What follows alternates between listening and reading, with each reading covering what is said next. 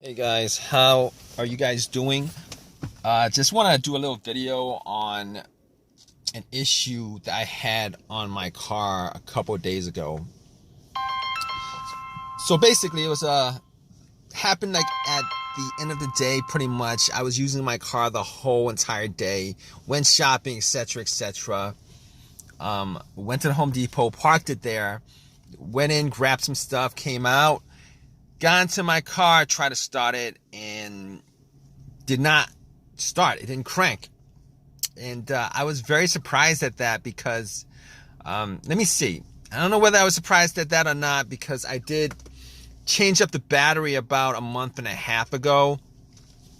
So I was a little bit surprised that happened because I had that issue happen, about a month ago when I had to go out and change up the battery. Pretty much the same situation, kind of, but kind of not. So basically, everything worked, kind of like the same situation as a month ago. Everything worked in the car. Blower motor worked, the heater worked, the dash lights came on, remote worked, everything worked. All right, and it wouldn't crank at all. I tried to crank it a couple of times. It would not crank at all. Just heard a click every single time I try to, start it. I just heard a click every single time. So had me scratching my head a little bit, and I thought that battery situation was fixed for a long while, years, because a new battery should last you about 4 to 5 years. But unless there was an issue with the battery itself, or maybe, the terminals were loose or something like that. But anyway, I went out and turned on the headlights, the headlight beams, just to see how strong they were, see if it was actually the battery that was the cause of it. And the beams were very, very, very bright. So at that point, I was kind of on the fence about whether it was battery or not.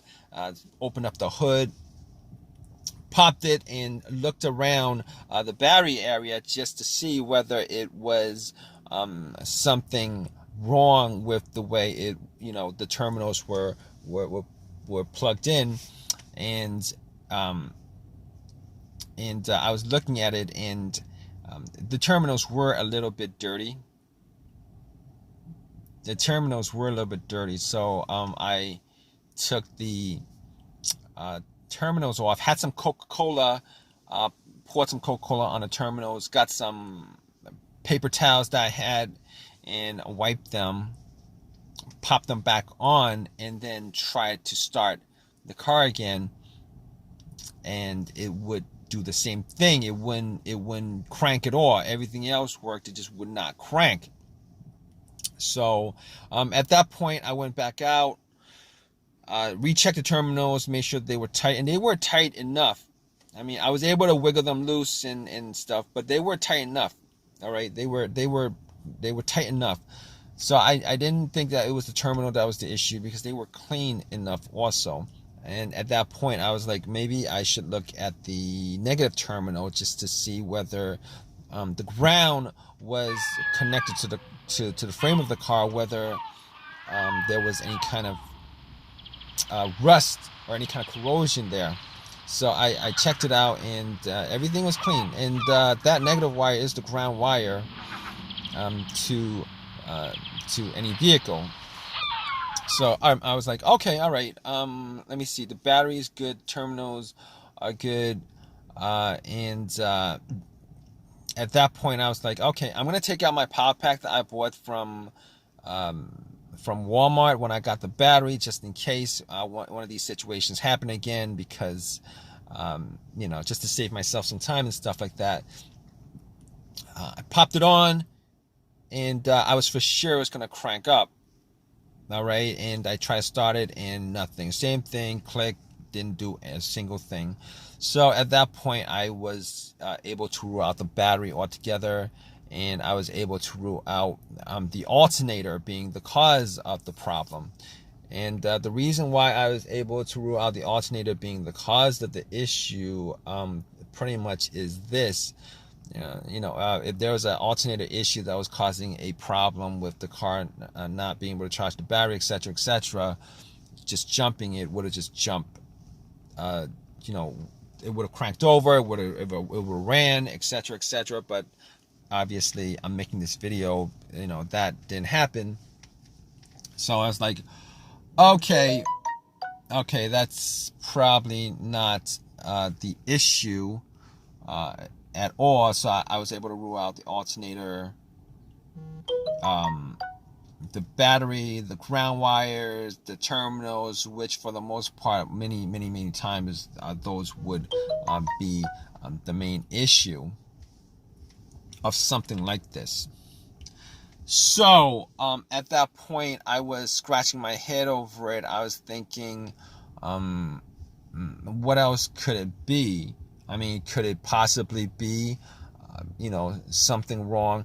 And I did have a check engine light, and I know that check engine light was for emissions, all right? But I had an OBD2 reader, you know, one of these $19 OBD2 readers that you can get at Walmart, and I plugged it in. I'm pretty sure it wasn't anything as far as, you know, the computer was concerned, but just to make sure, I plugged it in and ran the OBD2.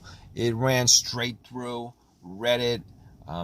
Obviously, that check engine light for emissions popped up, but nothing else popped up. So at that point, I was able to rule out a bunch of other things. The computer itself, I was able to rule out, since it actually read the whole entire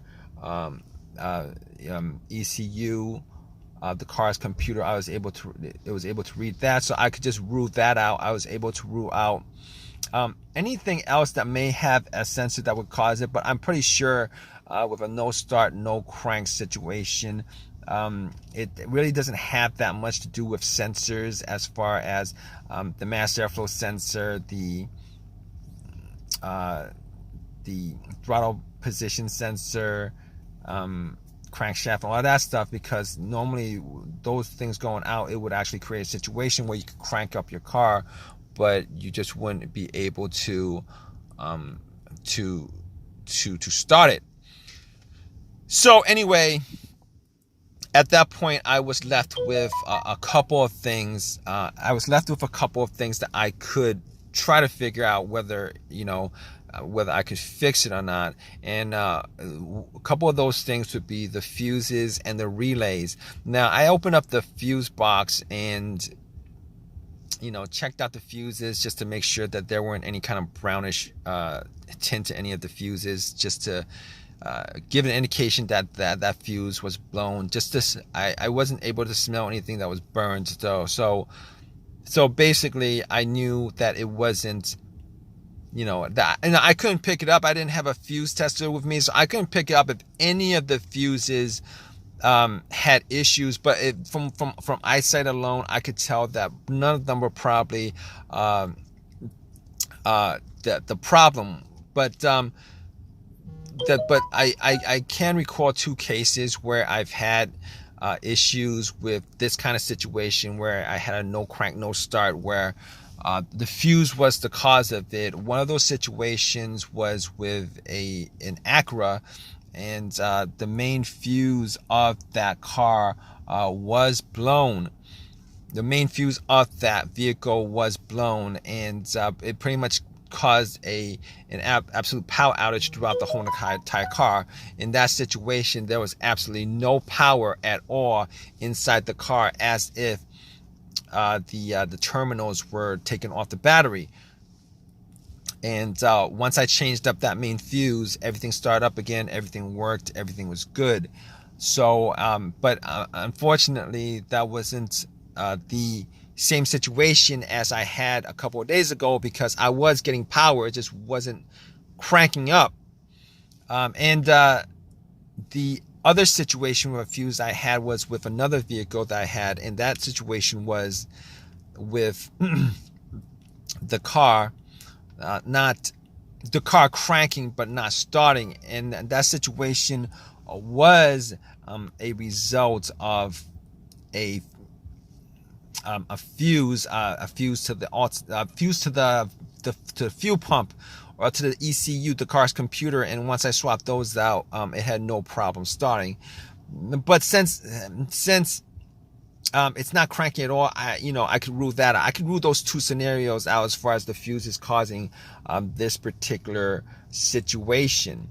So now that I couldn't rule out the fuses 100% at that point, but since I didn't have a fuse tester with me going through those two scenarios, I was gonna rule those out. I was actually looking for a quick fix. So here's the thing about it. All right. Now after that, there's only a couple of things that I could think of that could cause that situation, generally speaking. All right. The starter or the relays. Now, I didn't think it was the starter because I did change out the starter about a year ago. The starter was changed out a year ago. So, and the starter that I bought was a brand new starter. Now, there are chances that the starters do go out. But in this situation, I was thinking rebuilt starters go out more than new starters. And the starter that I bought was an OEM starter. Okay, so I was like, okay, I was crossing my fingers that it could be the relay that was the issue. All right, that's me crossing my fingers, thinking about that was one of the relays, probably a starter relay that was causing the issue. And I went to looked at the relays.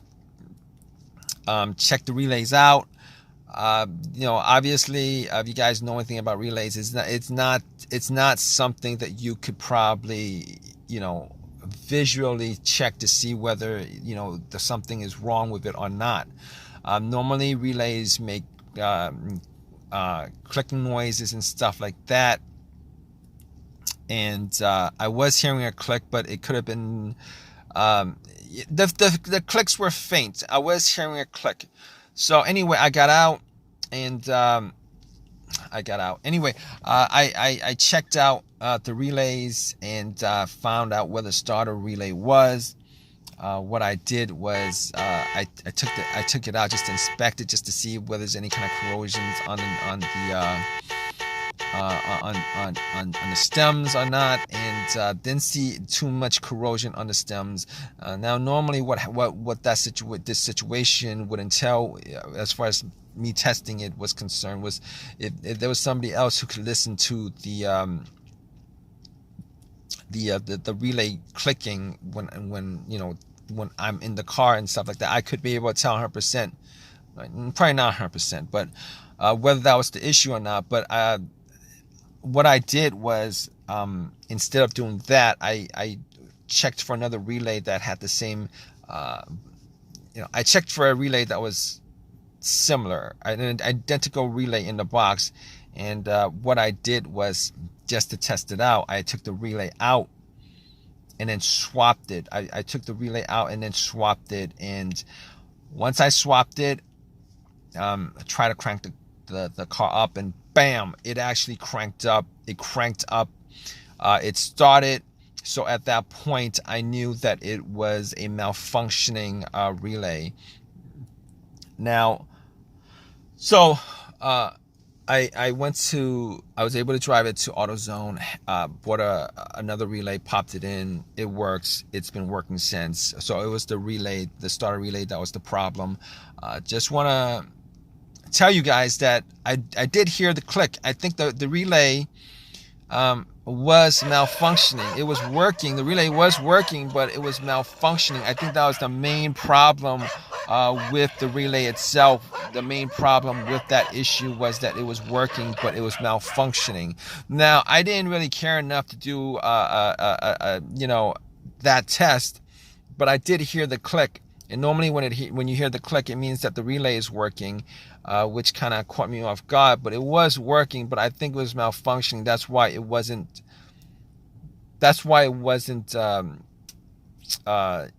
starting the vehicle, starting the car. So at that point, if you guys are in this situation, I'm sure you guys are, if you guys are watching this video, if you guys want a quick fix for it, Hopefully you guys do get one of these quick fixes like I had. Pretty much what you guys could do is go down the list of stuff that I eliminated, as far as everything I eliminated before getting to what the main problem was. Generally speaking, after the relay, if it wasn't the relay, my first guess would have been the starter being the issue. But regardless, I just want to thank you guys for watching this video. If you guys have a comment, please leave a comment in the comment section. Please subscribe, and please give me a thumbs up if this video has helped you guys out in any way. All right, guys, take care.